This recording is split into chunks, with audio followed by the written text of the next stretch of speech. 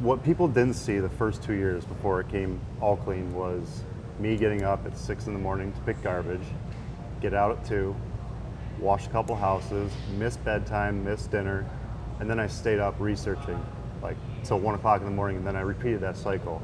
I was just basically a zombie, just building this, like sacrificing everything because I knew it would pay off.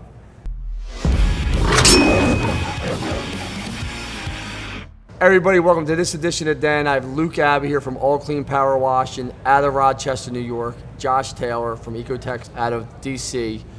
Both of them have built $1 million plus companies, actually $3 million and $2 million plus companies, and just power washing. Blows my mind with Christmas lighting, but the majority of being power washing. These guys are gorillas in the power washing industry, and they're going to talk to you about how they grew and scaled their home service businesses and what their plans are.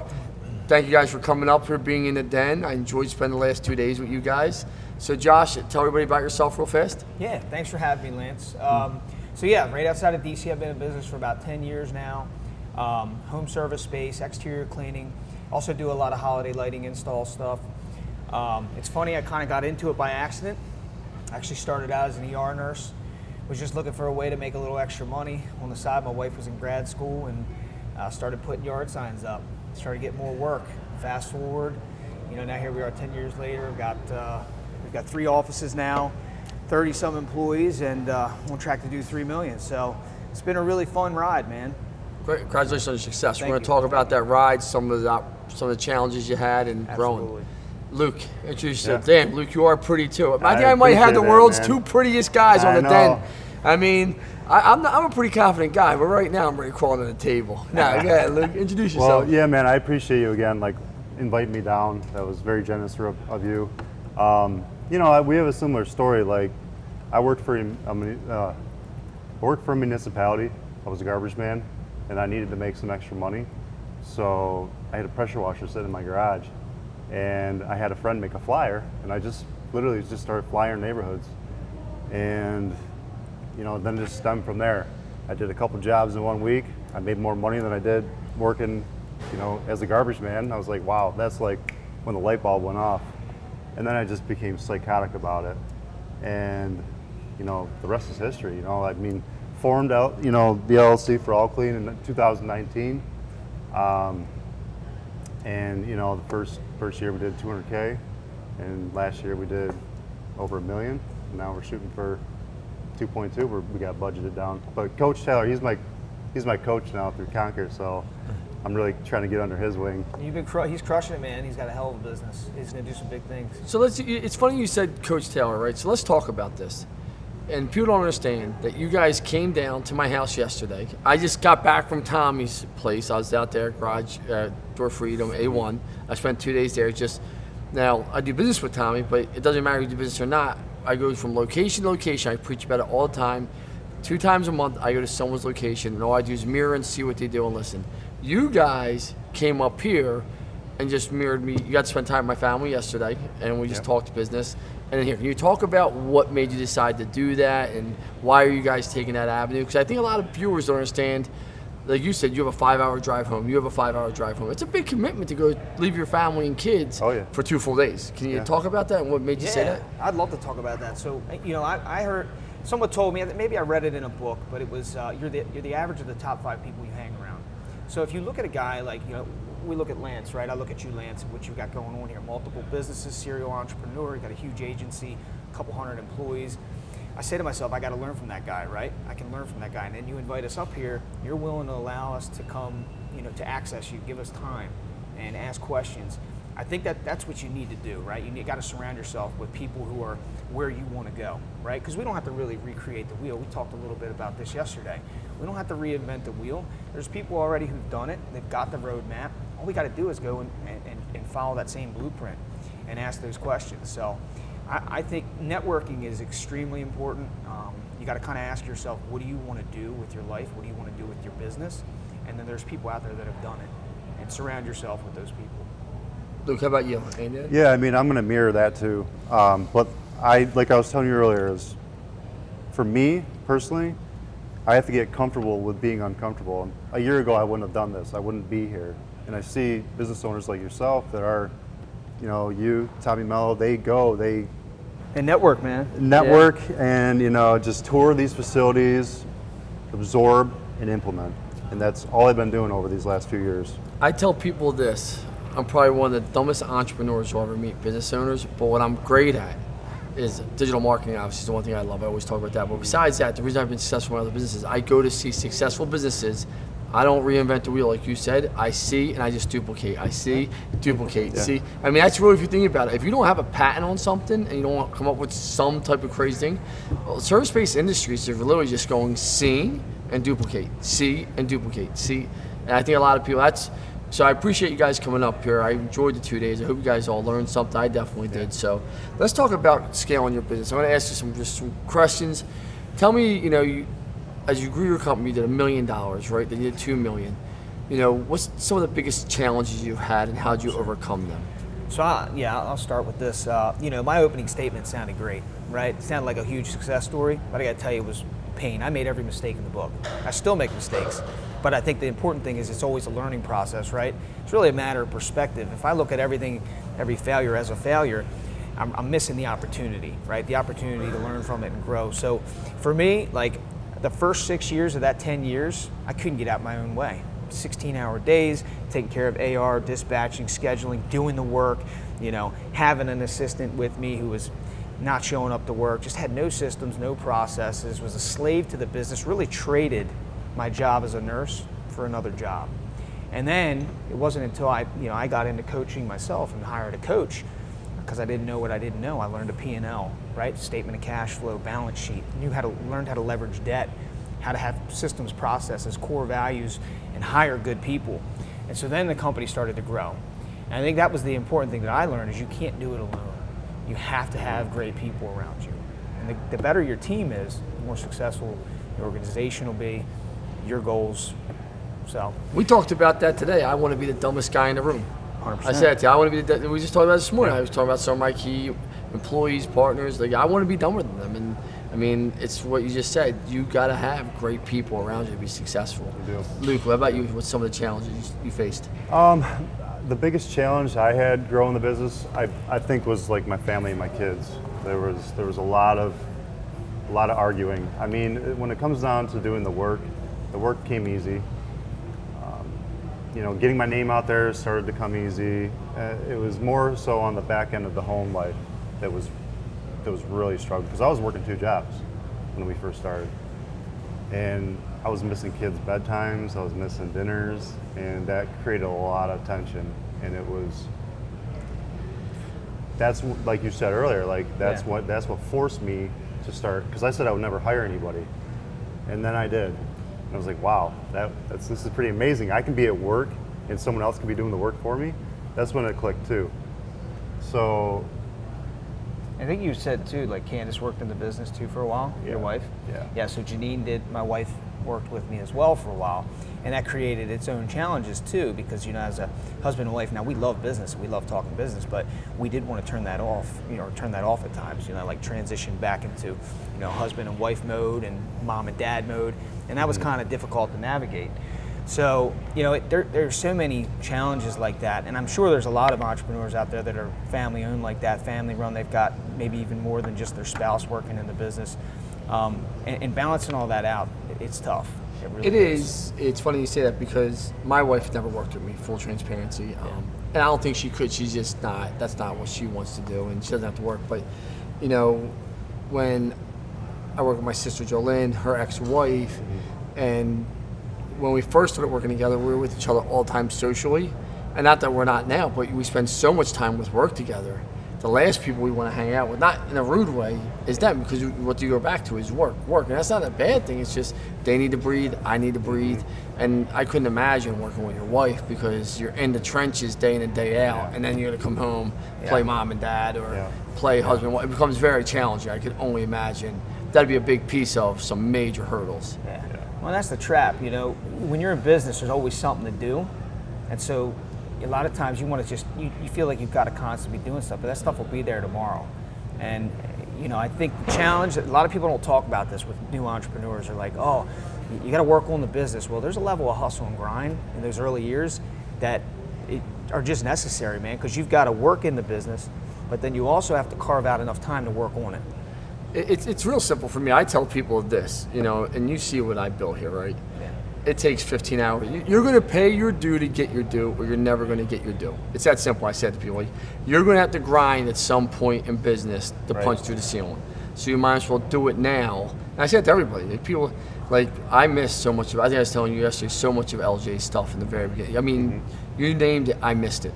Now I don't, right? But I missed his first 4 years for the most part, which isn't, I'm not proud of that, but he also is going to reap the rewards for that missed time, if that makes sense. So, I mean, I know it's a catch-22, but at some place you got to find that balance, and it's hard. And that's why I always say to people, not having kids is an excuse. Not having kids, some people don't have kids, and they can go 24/7. When you have children, you want to be there. I mean, and we just talked about that. So what people didn't see the first 2 years before it came all clean was me getting up at 6 in the morning to pick garbage, get out at 2, wash a couple houses, miss bedtime, miss dinner, and then I stayed up researching till 1 o'clock in the morning, and then I repeated that cycle. I was just basically a zombie, just building this, sacrificing everything because I knew it would pay off.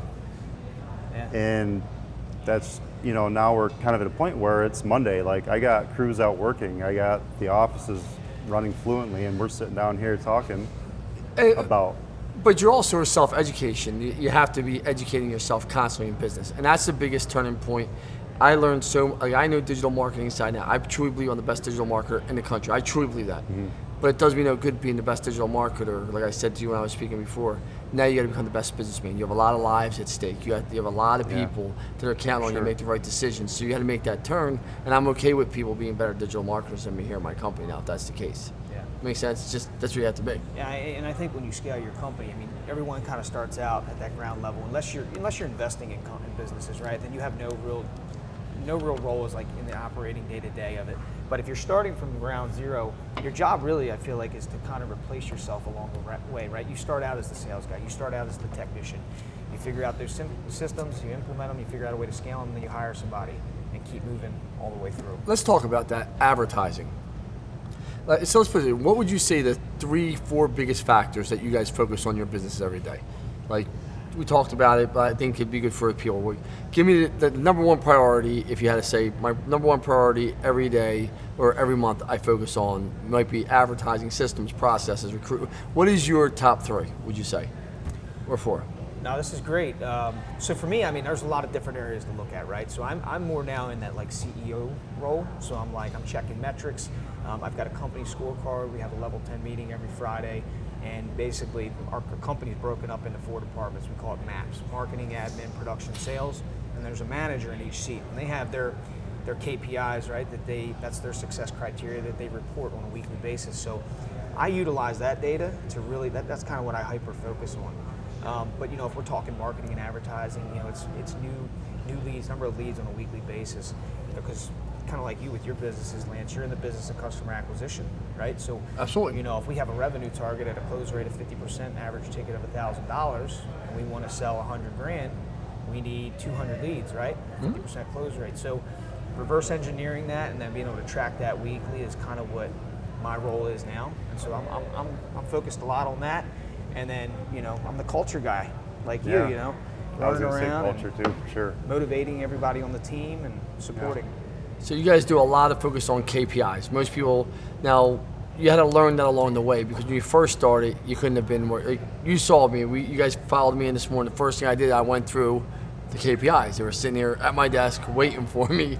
I know where every lead's coming from, what our book rates are. They're waiting for you. I think that's pretty cool too, pretty important. Yeah, they are waiting for me. Expected. It's expected. It's there. Every Monday I walk in, it's there. Obviously you see behind you, they're all here too, but it just makes it simple. It's in a form. It holds my leaders accountable to get that information to Jen, so I know they have to look at it. That's the key. Yep. And I was going to ask you about that, Lance. So your reports were coming in. You could pull those reports on your own, but I think that kind of goes back to the reason, like in my company, why we have them have their own section to put their KPIs, and they visually have to see it. So there's a level of accountability. Hey, you could get a VA to put that data in. I could get a VA to print the reports. But when they have to see it with their eyes, there's that extra layer of accountability in place. And I also think you heard what CJ said is, I think it's great, and you told me what to do is, all my leaders will be in that room July 11th and 12th, and it's Monday and Tuesday, and they'll get up and do their own P&Ls and our problems and what we're doing, our solutions in front of all of my other partners. Yeah. So even though my partners don't own the other companies, everyone just puts the pain on it because we're all think about this. You said to me, what are my main problems? My main problems are the same problems as you guys. Yes or no? We're in the pool yesterday. Yeah. For the most part, I mean, it's relative, but recruiting, right? Let's talk about that. Yeah. I mean, have you guys seen it's harder to get better employees? Is it easier? Talk to me about what you guys are seeing out there and what's going on and where do you think it's going? Because a lot of people are scared right now because a recession's coming. We're going to talk about that next. Right. So, I mean, what I can say is I haven't really had to struggle with recruiting so far. I've got a lot of family and close friends that have been in positions where they wanted a career, and I've brought them in, coached them up, trained them, and I haven't really had to hire anybody that I personally don't know yet. It's coming though. Oh, it's coming. So it's coming. Start to run out of people. Yeah, it's definitely coming. and to piggyback off of that, I would say I'm more in a unique situation. I think pretty spoiled in terms of the labor market where I'm at. Well, I'll say this: we don't have a shortage of applications, right? We have plenty of applicants, but the quality of applicants is more difficult to come by. High quality employees. So I really believe that a lot of the great A players already have jobs, right? And so. We get a good big pool of them, but it's a lot of work sifting through that and kind of funneling down to the ones that you actually think would be a good fit for your team. So let's talk about that. I mean, recruiting's one piece of it. We know a recession is coming. I think it's unavoidable at this point. We talked about this morning when we were working out. We were like, listen, like you said, maybe gas can come down before the elections. Maybe it doesn't. Who knows? I mean, but what we do know is these companies have gotten away outgauging us and robbing us for the last year. They're not just out of the kindness of their heart going to say chicken is now $3 instead of $4. Yeah, that's not going to happen. I just don't believe that's going to happen. Do you think the recession is going to be good for home service businesses, or do you think it's going to be bad? What are you guys saying? What do you think? I personally don't know. I haven't been around long enough in the service business world, but I have talked to guys like Brian Haggerty who've been through every recession, and he says it actually flourished every time there was a recession because people are putting money in their houses and they're not, going on vacations and whatnot. Yeah, big shout out to Brian. Brian's a beast, he's a savage. But I think it comes down to mindset. You and I were talking exactly like this exact conversation yesterday, and people are always going to need our services, right? It's just how hard are you willing to work, right? If you're spoiled, if you're on that dopamine hit with, and I love digital marketing. I market super hard. I'm in the business of lead generation. I shout out to one SEO would do his digital marketing right there. So, but if the demand drives, if that reactive marketing kind of slows down, we're going to go out and knock doors, man. We're going to get on the phone. We're going to start making phone calls. So, I don't think I'm sure we're going to feel it somewhat, but again, I think these services will always be needed. So here's where, and I said this, I don't wish anyone ill will. You guys know it. I think I'm one of the most positive guys around. I want to see everyone be successful. But like you said, people that ain't good operators, shit's going to happen anyway. I'm going to be there to take their business. Makes sense? Not being rude. Like, I don't wish any ill will, but there's going to be a lot of opportunity. I started my company in 2008. Everyone thought I was crazy. Recession, there's no way. We flourish every time it gets like this. My company's up 34% right now, year over year. Yeah. Just think about that. 13 years in business, right. The recession's coming. I'm growing more this year than I grew last year, without cold calling. Yeah. Everyone's coming to me. So people don't understand. It was more, but it's to stand the test of time. People are going out of business. You have other power washing companies going out of business. I believe you're going to be able to pick them up. I told you guys this morning, pennies on the dollar. I said to you guys this morning, and that's where I think you're going to see, and I don't wish anyone ill will. I wish every business guy to go make millions of dollars. I do. But there's just some people that should not be in business. I'm not being rude. And they can't handle the stress of it, and they don't see what's coming. And you know what? They're going to fail. And this is what I say to everyone about the home services and why I do love it now. I've been doing digital marketing now for almost 30 years of my life, right? I've seen guys like Horizon. I've seen all these companies grow no matter what it is. Because there's never going to be a time where someone wants a shitty house. They're always going to want to have a clean house, where that power washing comes in. There's always going to be a market for people that want their Christmas lights put on, right? There's always going to be that market. HVAC is always going to go every 10 to 12 years. That's simple. There's going to be a new HVAC system. Plumbing, your pipes are going to burst. So these things, it's just a matter of, are you going to be there at that time when someone's looking for it on Google or not? I truly believe that. It's a matter of, and like, people ask me, I think I told you, this guy asked me out in Phoenix, told me, Tommy, said, Lance, what are you going to do with the recession? I said, I already started doubling down. And they said, what? I said, I'm doubling down. I'm going to acquire more companies. I actually signed an agreement with an M&A person just to go find me companies to buy now in my verticals. Yeah, well, there will be a ton of opportunities. I mean, they doubled or tripled the world's money supply and pumped so much liquidity into the market in 2020 with all the stimulus and bailout money and stuff, and everyone did well. I mean, anyone could go to Home Depot, grab a pressure washer, and do $100,000 their first year pressure washing houses. And it was kind of like that across all industries. I mean, people were investing in their homes, but now they've got to suck that liquidity back out of the market, and you're seeing that through rate increases and stuff. So, yeah, I think if you're not positioned, if you're not lean, you don't know your numbers well, you don't know how to trim where you need to trim. God forbid that does happen. Those are the companies I think are going to have a difficult time navigating this. Let's talk about that. Where you got to trim, right? So, Luke, you went from being a trash man to a multi-million-dollar business. You want to being a nurse to a multi-million-dollar business, right? We're constantly learning and evolving, right? I told you guys yesterday in my pool, I feel like I made a mistake. I never took debt out to buy anything, right? Everything's always been cash. You saw my company's books. I showed, like, there's no debt, right? Mm-hmm. I wish I would have leveraged money. Give me your opinion on leveraging money, not. Can you talk me what you, like, I had to educate myself. It took me a long time to change my mindset. We talked about that yesterday in the pool. Where I had to change my mindset. I still haven't leveraged that yet, but I'm going to. I told you that point blank. I mean, can you talk about that a little bit? 'Cause I think it's a different mindset for different people. Some people, like Tommy Mello's, like, use the bank's money, leverage. Then there's guys like me that's like, whoa. Yeah. I would say, I would look at cash flow as like, cash to a business is like food to a baby, right? You need it to survive. And your capital is one of the most important things that you want to preserve, right? As a CEO, like, your job is to try to maximize profits across the board, right? Mm-hmm. And so if you've got those profits and you can reinvest that, maybe, let's say, into customer acquisition that's going to yield you a 10-to-1 ROI on that money. That's a heck of a lot better return on your investment than going and paying for a truck in cash that you can finance for 5%, 4% interest. Yeah. So I think it depends on what you're leveraging the debt for. So for me, like assets like equipment, trucks, I'm leveraging all that. I'm financing every single one. I'm putting zero down if I can. And so I think it really depends, for me, what you're financing or but money's so cheap right now. We talked about this morning as well. Money's cheap. I mean, I know everybody freaked out about rates, but rates are even now. Like 5-6% ain't that bad. Like, this is still cheap money. You should be increasing your lines. This is not financial advice, by the way, but for me, I'm trying to increase my lines, get the line of credits as high as I can right now. Maybe not use them, but have them if I do need them. What about you, Luke? Yeah, I mean, so like early on in the business, I didn't have cash just sitting around to get vehicles and equipment. So I knew that's what I needed to make money. So I used the bank's money to get the vehicles, build up the skid. And the only piece of equipment I ever financed was the first skid I ever got. The rest has all been paid in cash.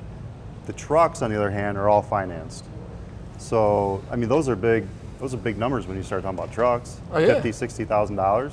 I mean, I let that cash sit in the account, finance it because the interest rates are so low. Here's a question for you guys. Would you start leveraging more debt, you think, now after what you've learned so much over the last year or two? Honestly. Oh, yeah. For me, Lance, for us growing EcoTek as fast as we did, we were doubling every year for the first 2 years before COVID hit. Once I really got into knowing my numbers, we couldn't have done it without leveraging debt. We didn't have enough cash to buy. We added 4 trucks one year and 4 skids. I mean, they're, like Luke said, they're $50,000 trucks, and then you got probably $30,000 in equipment goes into the back of each truck.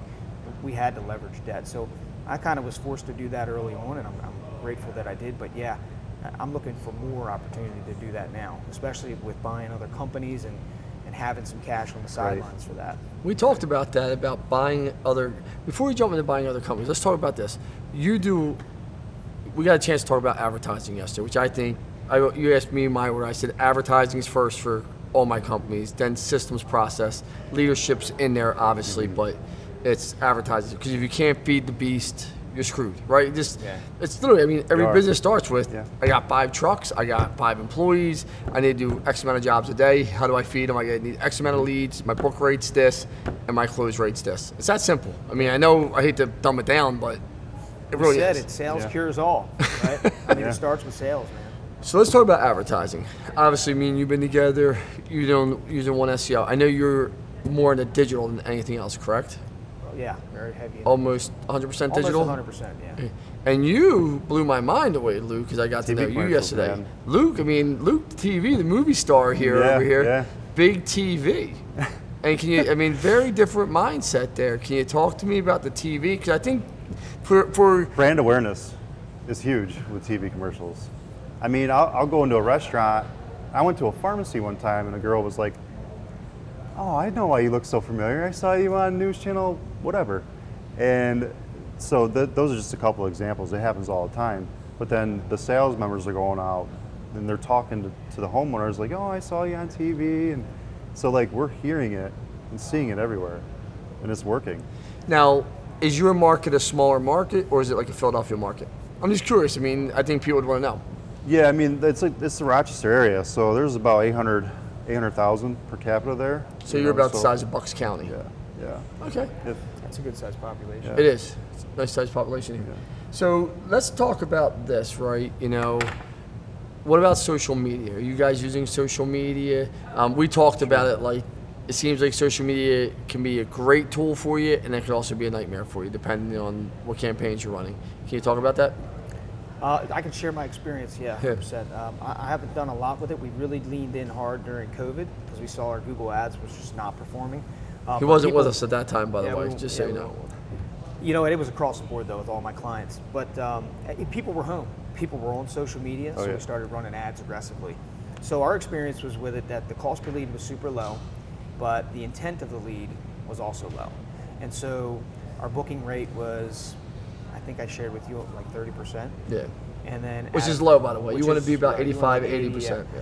And so, you know, and most of it wasn't because, some of it was we couldn't get a hold of them, right? Didn't have incomplete information. And then many times it was, we clicked for information, not for an estimate. And so the booking rate was low, and then the conversion rate was low. And so then we went to complicate the contact form, require more fields to be filled. What service are you interested in? Which really disqualifies a lot of people at that point. And so we just saw the cost per lead then come up pretty significantly. But the intent was higher, and the booking rate went up too. So I think you have to balance that out, because I've also seen with other clients, they've had a lot of success. For instance, in the epoxy floor coatings business, a couple of my clients are crushing it with the social media stuff. It's really cool what they're able to do too with time-lapse videos and stuff. Yeah. So, you know, part of me thinks, you know, I don't know if we've haven't given it a fair shake yet, but that's my experience with the social. Yeah, I mean, we crush out Facebook for sure. I mean, Instagram and TikTok, we're not quite there yet, but I mean, I pretty much manage all of Facebook. I'm always uploading the employees' appreciations, the donations we do, before and afters, all that stuff. But between Facebook, the TV commercials, and Google, those are like our top 3. Top 3, Yeah. by far. So you're doing more organic posting Oh yeah, and boosting. yeah. So we do a lot of that, and that's where I would say we get most of our Facebook leads. I'll put out a boost maybe once a month. Yeah. But a lot of it's organic, just traffic coming in. That's seeing, nice. Yeah. Here's a question for you guys. I know you use House Call Pro. I use Service Titan and House Call Pro for some of my businesses. You use Service Monster. Service Monster. Talk to me the pros and cons. If someone's looking at CRMs right now, like, I mean, we just went through. Don't even get me started on these CRMs, right, man? It's like it's so. There's not one that fits all, right? There's so Look many. behind you. I got every CRM you can imagine. We got Rike, we got Data, we have Salesforce, Service Titan, House Call Pro. I mean, yeah. You know, the decision for me when we went through switching, I shared with you, Lance, that we switched from Service Autopilot to Service Monster. Yeah. This was 2020. We demoed House Call Pro, Customer Factor, Service Fusion, a few other. We ended up going with Service Monster, and mainly my office manager made the decision because she's doing all the work. They're doing all the dispatching, scheduling, and it made sense. So for me, the most important thing for me was, that's fine, whatever's easier for for the company and for the employees to run the company is best. But I need the reports. The reporting was a non-negotiable for me. I need to see the numbers. In the CRM, we have to have a CRM that can give us those reports that we need and give us those metrics.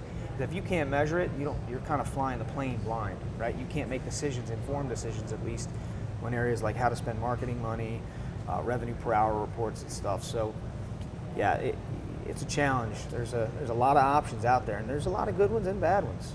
Absolutely. What about you? I mean, we use House Call Pro, and it's like you said, it is pretty manual, and when you start adding customers in, but it's all we know. We started the CRM a year and a half ago, and my office manager, she loves it. I enjoy it. I know how to use it. It's fairly simple. This is what I'll say is, House Call Pro,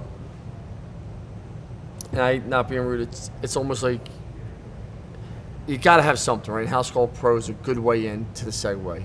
And obviously you guys see I'm all in. I committed to Service Titan for all my companies. We're going to Service Titan. Just because you saw the manual versus the automated reporting is a big difference in the two.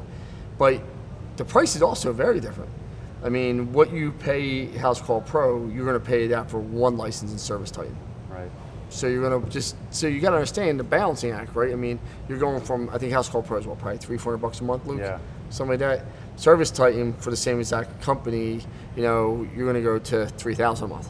Right. Could be Huge $10,000. jump. Could be $8,000. Yeah. So that's where. But Service Titan has a lot more features, but you got to use them, right? Technology is only as good as you use the technology. So, let's talk about this, and then we'll wrap up because I know you guys got busy today. And I appreciate you guys being here. What's the biggest challenge that you guys are dealing with right now? Because listen, you guys talked about your success. I mean, Luke, I think you put it best. No one saw the 1 o'clock in the morning nights, the missing kids things. You said you were ready to snap early before half the time, just made some bad decisions. I did the same thing. I told you yesterday. I made some terrible decisions when I first started my business. What's the challenges now that you're facing? And what's your biggest rocks here for the end of the year? For me, it's getting all my numbers down. That's why I have Coach Taylor helping me out. We joined Conquer because I need someone to hold me accountable and help build out the systems and processes, and that we can dial it all in. So, yeah, and so for me, it's more. For me, it's more of on a personal level. I would say just freeing up my time more, learning how to say no a little bit more to things, time blocking a little bit better. I spend a lot of time. I'm in my business. I would say maybe 5-6 hours a week. And so we talked about buying companies. I'm gonna need more time if I'm gonna be involved with that process, working with my team to implement those systems. And so I wouldn't say it's my challenge, but it's my focus, and I'm shifting my focus a little bit more, freeing up more of my time to be focusing and working towards that goal. Final roar. You went from being a trash man to owning your own multi-million-dollar business. You went from being in the nursing industry, which is a secure job, good money. It's not like you were, a lot of security there being a nurse, right? Mm-hmm. There's people out there saying, man, watching this, say, I want to grow my company. Just so you know, less than 10% of all companies ever hit $1 million in home services. 90% are $1 million less. You guys already broke into the top 10% of your field. And Power Wash, because I'd be willing to bet you're probably in the top 5%, 3% of Power Wash companies out there, right? So congratulations on your success. Right now, someone's watching this. What would you say to them about just getting started? If they have doubt in themselves, what would you say? What's your go-to? What's your final word to say? show up. Just show up. And it's going to be hard, and you're going to cry, you're going to sweat, you're going to bleed. I've done all of them and more. It's tough. Look, there's a saying, it's the biggest cliche. If it was easy, everyone would do it kind of thing. I think curve your expectations, but most people never take action. Just do something. Just take action. Like massive imperfect action is what you need to focus on. Like Luke said, man, it's a journey. It's going to be tough. There's going to be a lot of improving, but you got to take a bet, and you got to believe in yourself, invest in yourself along the way, and just get started. You heard it from them. Josh, Luke, thank you so much for being here. I enjoyed the last 2 days spending it with you. Thank you for being on 10. Yeah. Reach out. If someone wants to get a hold of you, Josh, how can they get a hold of you? You can email me, Josh, at EcoTekSoftwash.com. That's EcoTek is ECOTEK. Yeah. Luke at All Clean NY. There you go. Thank you guys so much for being on, Dan. I appreciate it. Appreciate it, man. Thanks,